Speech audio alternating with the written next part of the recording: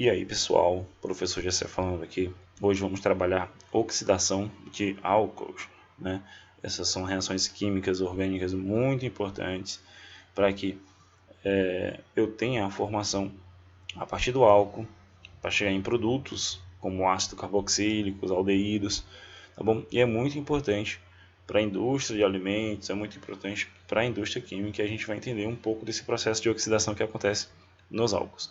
Então, analisando algumas possibilidades de variação do NOx, que é o número de oxidação dos carbonos, a partir do etanol, tem aqui o etanol, esse carbono que está ligado à hidroxila, não é um carbono saturado, é um álcool primário, ele tem aqui o número de oxidação menos 1.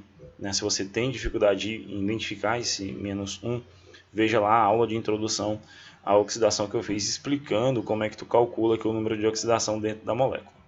Então, quando esse carbono ele vai, os hidrogênios que estão ligados a ele, né, o carbono que está aqui ligado à função orgânica, os hidrogênios ligados a ele que vão sofrendo substituição, né, eu vou ter na redução do número de hidrogênios, eu tenho aqui 2 hidrogênios, passo a ter 1, passo a ter não ter nenhum, e aí depois eu passo a ter um elemento mais eletronegativo do que o carbono ligado a ele, e depois eu vou ter só elementos mais eletronegativos do que o próprio carbono.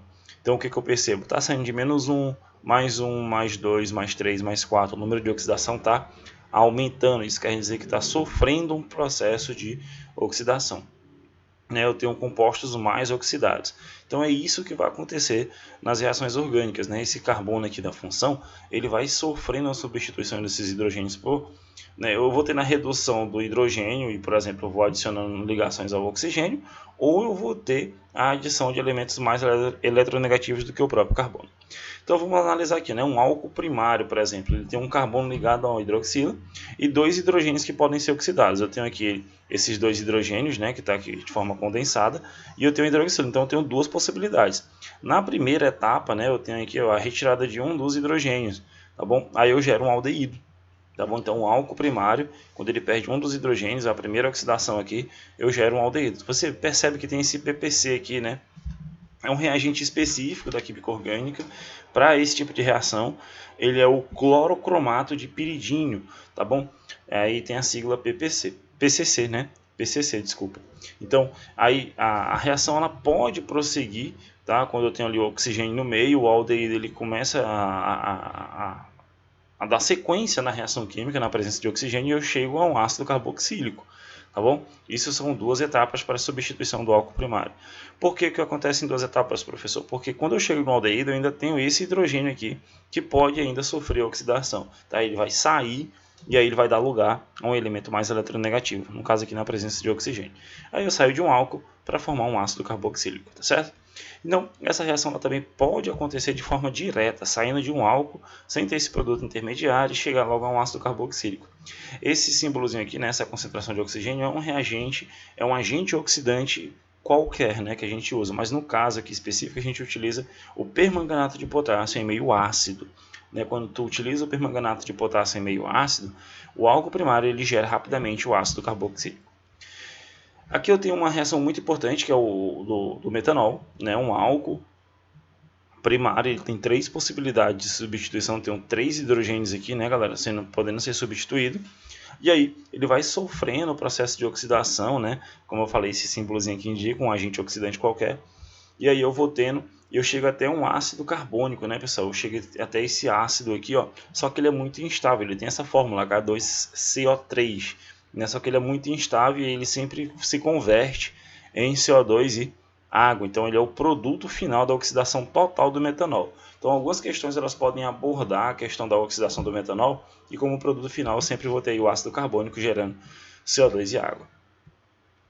Eu tenho aqui o vinagre, que é um produto alimentício muito importante. Eu conheço o vinagre de álcool e também tem o vinagre de maçã, tem o vinagre de vinho, que é muito conhecido, muito utilizado pelas pessoas. Então, o vinagre de vinho, ele é derivado do vinho, e o vinagre ele é uma solução de ácido acético. Como a gente viu aqui, o álcool ele gera ácido carboxílico, que no caso pertence à função aí do ácido acético. O ácido acético pertence à função ácido carboxílico. Então, ele é o ácido etanóico, na verdade, galera? 3 a 4% ali dentro de uma garrafinha de vinho, tu tem esse ácido aqui presente formando o vinho.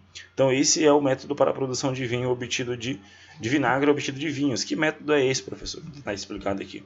Eu digo para vocês, dentro do vinho, tu tem uma porcentagem de álcool, né, que vem lá da fermentação, tá? Fermentação alcoólica, tu tem ali uma certa quantidade de álcool.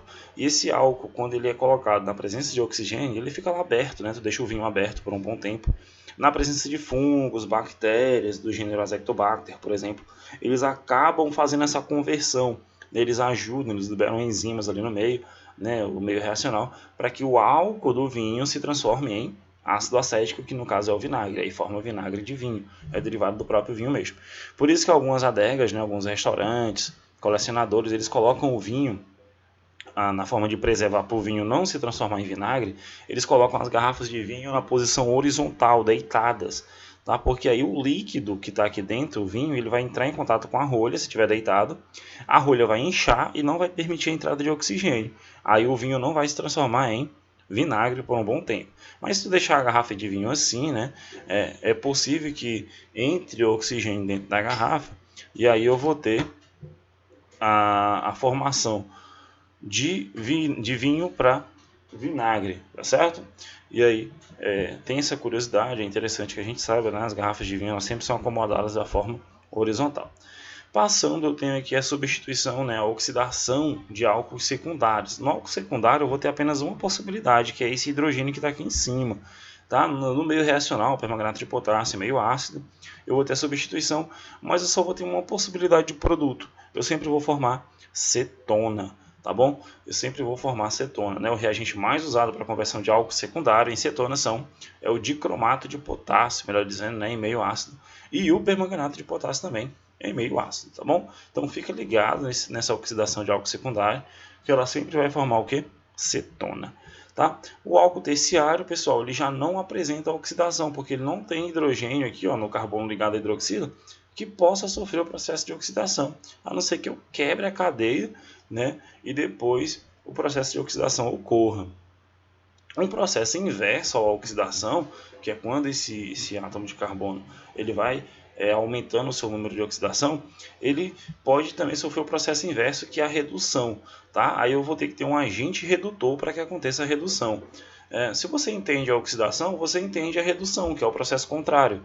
Tá bom? Então eu tenho aqui gás hidrogênio, sob altas pressões, catalisadores metálicos, hidretos metálicos, como alguns exemplos que eu coloquei aqui para vocês. Eles são agentes redutores bem conhecidos da química orgânica, que na presença de um álcool eles vão sofrer processos de redução. Tá? Olha, a redução é o contrário da oxidação.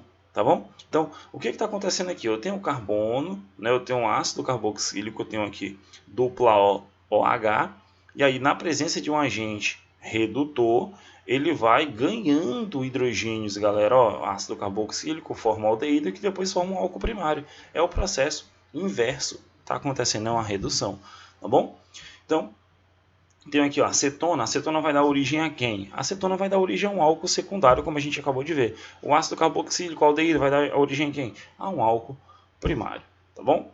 Então, é um processo inverso à oxidação, a redução dos álcools também poderá ocorrer em uma reação que formará hidrocarbonetos na presença de iodeto de hidrogênio concentrado a quente. Aqui é uma reação específica, essa reação é conhecida como reação de Berthelot, tá? E acontece em duas etapas.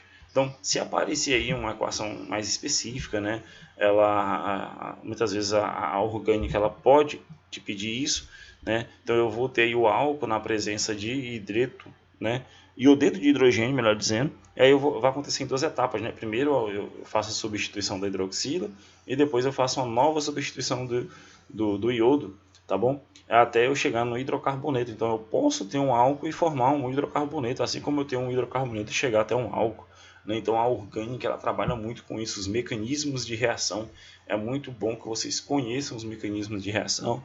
Eu apresento aqui para vocês sempre. Eu sempre peço que vocês escrevam as reações orgânicas no caderno, né, numa folhinha aí para vocês ir treinando, vendo o que está sendo substituído, vendo quem é que está oxidando, quem é que está reduzindo, tá bom? Para que você tenha uma familiaridade com reações orgânicas e quando chegar nas questões, nas situações, problemas, vocês não tenham dificuldades. Pessoal, a gente fica por aqui com oxidação de álcools, tá? Já na próxima aula a gente fala de combustão na química orgânica. Então, forte abraço, qualquer dúvida entre em contato comigo e até mais.